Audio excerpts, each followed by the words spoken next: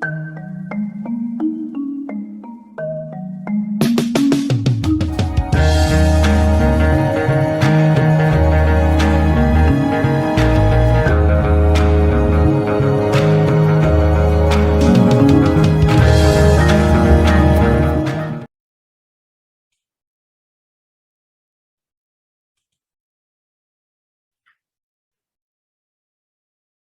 will you check the evil spirits through KP astrology?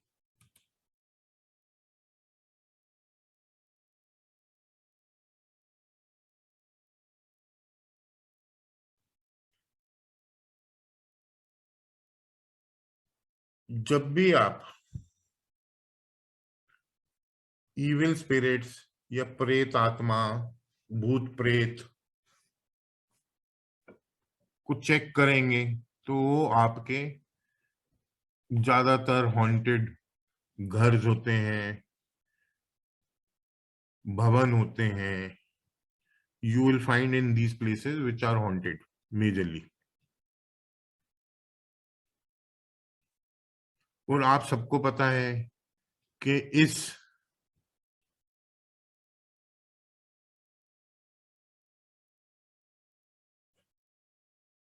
Evil spirit से संबंध किस planet का है?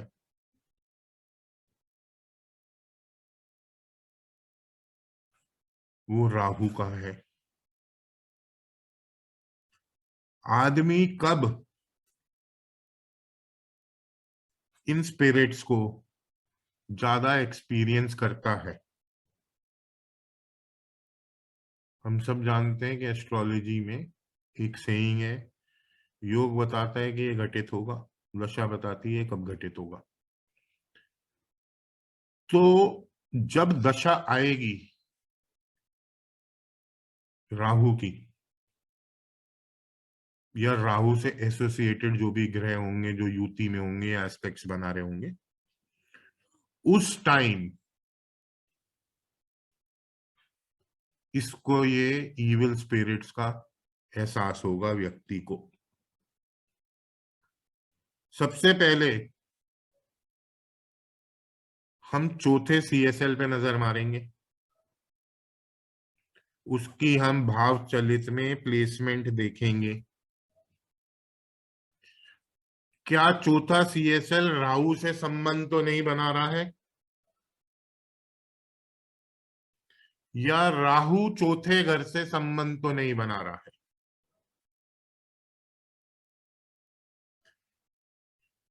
So for checking or establishing whether evil spirits are present in this bhavan or in this house, you will refer to the fourth CSL. So the following conditions, if they are applicable: number 1, Rahu चौथा CSL बन जाए, चौथे घर का, fourth house का CSL बन जाए, तो उसके घर में कहीं ना कहीं आपको ये प्रेत आत्माएं, इविल स्पिरिट्स का एहसास होगा, नेगेटिव एनर्जीज का एहसास हो जाएगा.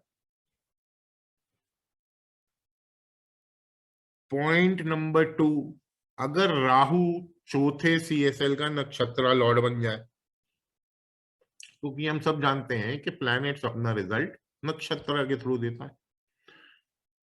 अगर चौथा सीएसएल आपका सूर्य है और उसका एनल राहु बन जाता है, तो हम बोलेंगे कि इसके घर में पॉसिबिलिटी है इविल स्पिरिट्स की. तीसरा, अगर राहु खुद ही भाव चलित में चौथे घर में प्लेस हो जाएगा, चौथे भाव में बैठ जाएगा, तो भी आप बोल सकते हैं कि इविल स्पिरिट्स की मौजूदगी इस घर में या इस भवन में आपको मिल सकती है.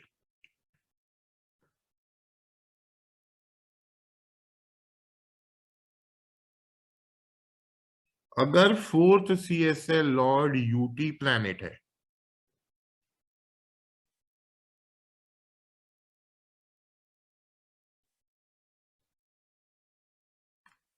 और उसका नक्षत्र राहु से संबंध बना ले, युति के द्वारा या एस्पेक्ट के द्वारा। अगर प्लैनेट देखो यूटी है, वो बना ले संबंध राहु के साथ एस्पेक्ट या कंजंक्शन से, तो भी आप मान लीजिए कि उसके घर पे प्रेत आत्माओं का निवास हो सकता है। या अगर टेनेंटेड है प्लैनेट, उसका नक्षत्र युति में आ जाए या एस्पेक्ट में आ जाए राहु के साथ, तो भी you can tell that his place might be haunted. The aspects and the conjunctions you will see from the Lagan chart.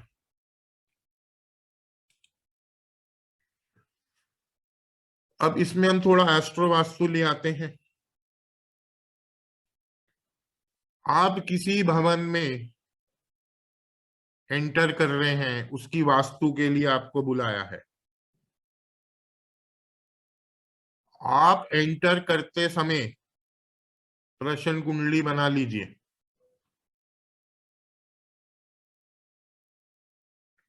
और अगर उस प्रश्न कुंडली में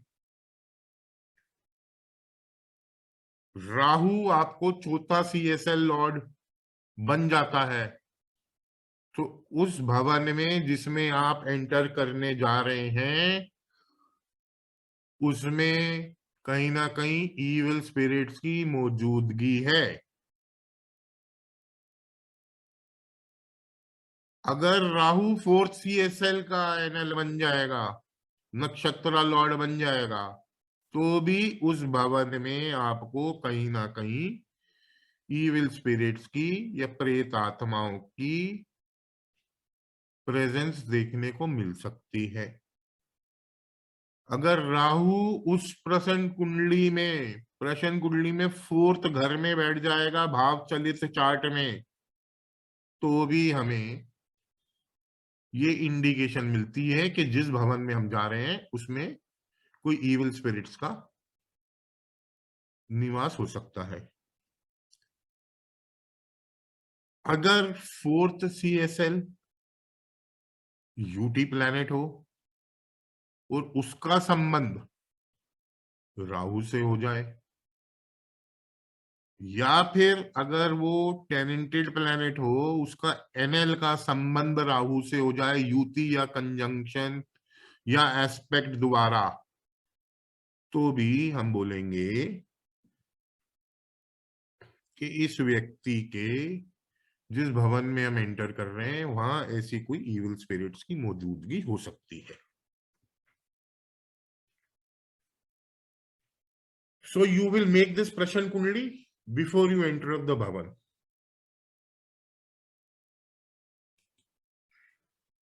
अब ये हम एग्जाम्पल्स ये ले लेते हैं। एग्जाम्पल फर्स्ट में हमने बताया ऑप्शन 1 में राहु ही प्रश्न कुंडली में फोर्थ सीएसएल बन जाता है, तो हम बोलेंगे कि इस भवन में इविल स्पिरिट्स की मौजूदगी हो सकती है। एहसास कब होगा? जब राहु की दशा चलेगी या वो प्लैनेट उसके साथ कंजंक्ट होगा या दृष्ट कर रहा होगा राहु, तब एहसास होगा। ऑप्शन 2, यहां मंगल फोर्थ सीएसएल बना हुआ है और उसका नक्षत्र लॉर्ड राहु है। ठीक है जी। सो ऑप्शन 2 इज मंगल चौथे घर का नक्षत्र लॉर्ड बना हुआ है और उसका राहु नक्षत्र लॉर्ड बना हुआ है। So again we can say कि जिस भवन में हम एंटर कर रहे हैं उसमें कहीं ये प्रेत आत्माओं का निवास हो सकता है। ऑप्शन 3, राहु उस प्रश्न कुंडली में चौथे का लॉर्ड बन गया हो, चौथे घर में ही बैठा हो। ठीक है जी। ऑप्शन 4, जब राहु युति में होगा फोर्थ CSL के साथ या उसके NL के साथ। हम उदाहरण के तौर पे ले लेते हैं कि इस प्रश्न कुंडली में शनि फोर्थ CSL है, उसका नक्षत्र लॉर्ड मरकरी है।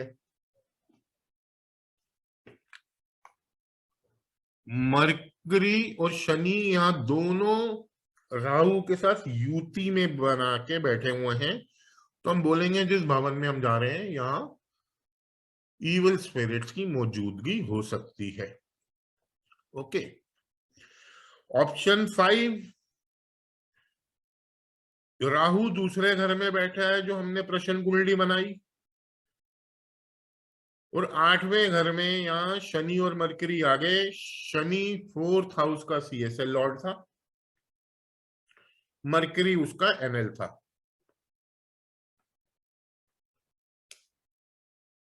तो हम ये दृष्टि से, एस्पेक्ट से हमें पता चल रहा है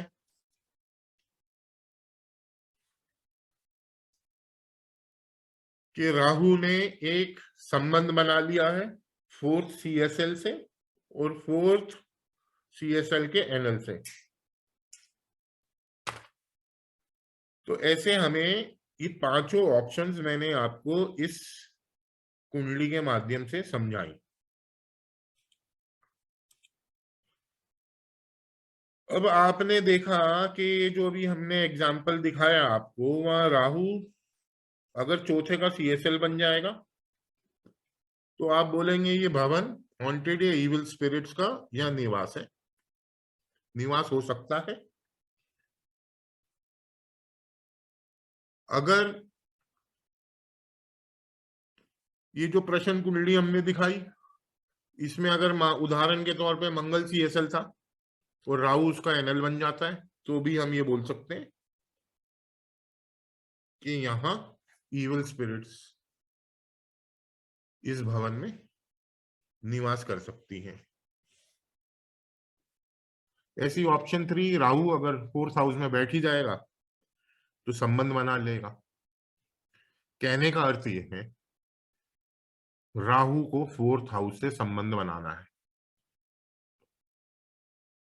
CSL के भाव से, या फोर्थ हाउस के CSL का NL बन जाए, या फोर्थ हाउस में बैठ जाए, या फोर्थ हाउस का प्लैनेट या फोर्थ हाउस का नक्षत्र लॉर्ड उससे युति या एस्पेक्ट द्वारा संबंध बना ले। तनु जी, अभी मैं आपका क्वेश्चन लूंगा, इसे खत्म कर ओके। लूं क्योंकि ये टॉपिक ना बहुत लंबा है। मैं 2 मिनट में लेता हूं आपका क्वेश्चन। हाँ, ये मैं थोड़ा एस्ट्रो वास्तु इसमें आपको बता दूं। अब आप लोगों को पता है कि पीड़ा का घर कौन सा है, और सब लोग भली बात ही है कि पीड़ा का घर 8वां घर है, जो आपको दुख देता है, दर्द देता है, सफरिंग देता है, ह्यूमिलेशंस देता है, एक्सीडेंट्स देता है, surgeries, hindrances, all of a sudden events देता है। अननेचुरल इवेंट्स का भी कारक 8वां घर है। किसी प्रकार का भी अननेचुरल इवेंट होना 8वें घर से देखोगे। कोई अननेचुरल क्लैमिटी होना, अनएथिकल नेस का भी घर 8वां घर है। तो वी विल सी, हम जब एस्ट्रो वास्तु करेंगे, किसी ने आपको बताया कि भैया मेरे यहाँ भूत प्रेत रहते हैं, आप ढूंढोगे कहाँ है? सारे घर में तो आप ढूंढोगे नहीं ना, कोई जोन में ही ढूंढोगे।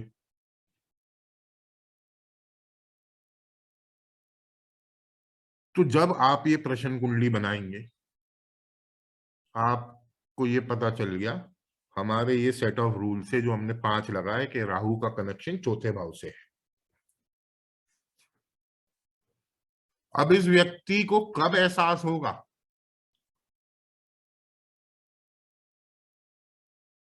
ये फियर, एंजाइटी, ये भूत प्रेत या इविल स्पिरिट्स, वो तब एहसास होगा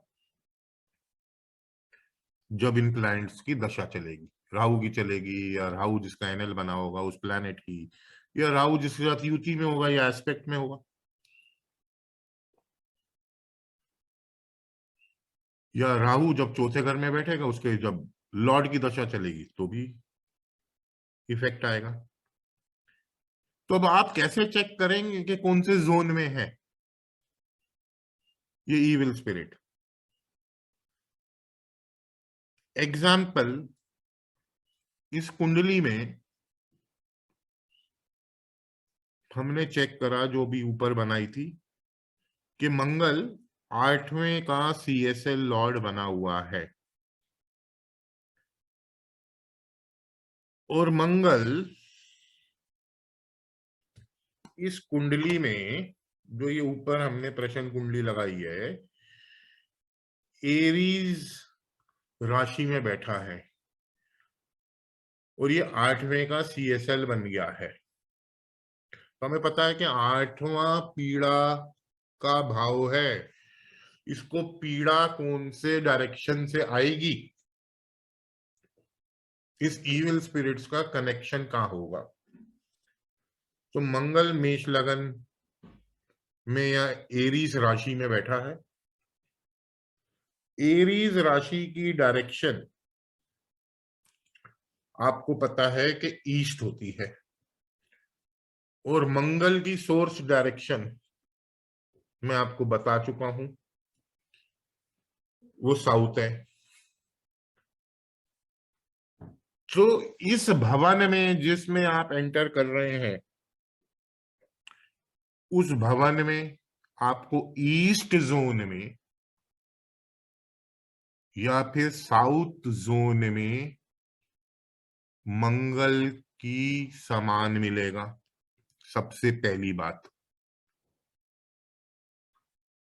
वो आप जब डाउजिंग के मेथड से वहां चेक करेंगे तो आपको वहां एनर्जीज इम्बैलेंस मिलेंगी, नेगेटिविटी एनर्जीज मिलेंगी वहां। तो आपको ईस्ट जोन से और साउथ जोन से जो मंगल प्लैनेट है उसका सारा सामान हटा देना है, और जो मंगल का नक्षत्र भी बना हुआ है उस डायरेक्शन से आपको सामान हटा देना है। अगर मंगल का नक्षत्र कोई और डायरेक्शन में बैठा है तो उस डायरेक्शन से भी हटाएंगे हम। ये सामान हटाने के बाद हम उस जोन की सबसे पहले ट्रीटमेंट करेंगे, कलर थेरेपी के हिसाब से, एलिमेंट्स मेटल्स के हिसाब से, पिरामिड्स, क्रिस्टल्स, या कोई भी वास्तु और रिलेटेड जो एनर्जी फील्ड होंगी या देवतास की होंगी, उस हम फील्ड को बैलेंस करेंगे और ब्रास की एक स्ट्रिप लगा देंगे उस जोन में बैलेंस करने के लिए। तो आपको पूरा घर छानने की जरूरत नहीं है। आपको ये एस्ट्रो वास्तु ये बता देगी कि इविल स्पिरिट्स की मौजूदगी कौन से सेक्शन में है घर के, और इस इविल स्पिरिट्स का सिर्फ एक ही उपाय है, एक ही रामबाण है, वो है रुद्र अभिषेक या शिव पूजन, और कोई रेमेडी नहीं है। आप आर्टिकल्स हटा देंगे मंगल के उस जोन से, और आप शिव पूजन के लिए रिकमेंड करेंगे इस व्यक्ति को। ठीक है जी। चलिए, हाँ तन्नू जी, आप कुछ पूछ रही थी, पूछिए। सर मैं बस ये पूछ रही थी कि आपने उसमें थर्ड रूल जो लिखा है कि राहु जो है फोर्थ हाउस में ही बैठा है, ठीक है, इन भाग चलित। बट सर जैसे राहु की पोजीशन तो हम लगन कुंडली से देखते हैं, तो फिर इसमें भाग चलित क्यों लिखा आपने? ये थोड़ा सा समझ में नहीं तन्नू आया। जी, मैंने हमेशा हमेशा आपको एक बात बताई है, सबको फिर रिपीट कर देता हूं। जी सर। प्लेसमेंट्स हम भाव चलित से ही लेंगे। राहु और केतु की भी सर? Placement, not okay. और दृष्टि एंड एंगल्स। उसमें जहां या हम्म एस्पेक्ट्स, राशि, हम्म ओके डिस्पोजिटर, वो सब हम राहु केतु का लगन से कुंडली बनाएंगे। जब हम राहु ओके। केतु की स्क्रिप्ट लिखेंगे, अगर तीसरे भाव में राहु है और भाव हम्म चलित में दूसरे में आ गया, तो हम 2 हम्म। नंबर भी जोड़ेंगे अगर नहीं आ रहा होगा। ये मैं हाँ आपको सर बहुत बार वो, बोल चुका हूँ। हाँ जी सर वो तो बोल चुके हैं। प्लेसमेंट्स हमेशा आंख बंद करके भाव चलित। ओके। ठीक है। ठीक है sir. Okay sir, thank you. Sir मेरा एक क्वेश्चन है जी मीना जी। सर, जैसे फोर्थ हाउस का जो कारक प्लेनेट है मून और वीनस है, तो इनसे भी अगर कंजक्शन में होगा होगा और एस्पेक्ट होगी तो तब भी कह सकते हैं एविल स्पिरिट का? मैंने आपको बताया ना कि राहु अगर सीएसएल लॉर्ड बना होगा, ठीक है, जो भी अगर हाँ जी सर। मून फोर्थ का सीएसएल लॉर्ड होगा, ठीक है, हाँ जी। और उसको कंजंक्शन में है, राहु उसके साथ 8वें घर में बैठा है या 6ठे घर में बैठा है, तो कंजंक्शन युति के माध्यम से वो फोर्थ सीएसएल के साथ कनेक्ट हो गया ना। या चंद्रमा 6ठे भाव में बैठा है और राहु 12वें में बैठा है, तो दृष्टि के माध्यम से कनेक्शन हो हाँ गया जी उस। सर, मुझे यही जानना था, अगर मान लो इससे कनेक्शन बनता है फोर्थ हाउस के कारक प्लेनेट से, तो तब भी कहेंगे ना कि एविल स्पिरिट है? जी जी। जिस भवन में आप प्रवेश करेंगे, उस भवन में इविल स्पिरिट्स की मौजूदगी हो सकती है। ठीक है, हाँ जी सर, ठीक है, थैंक यू। चलिए।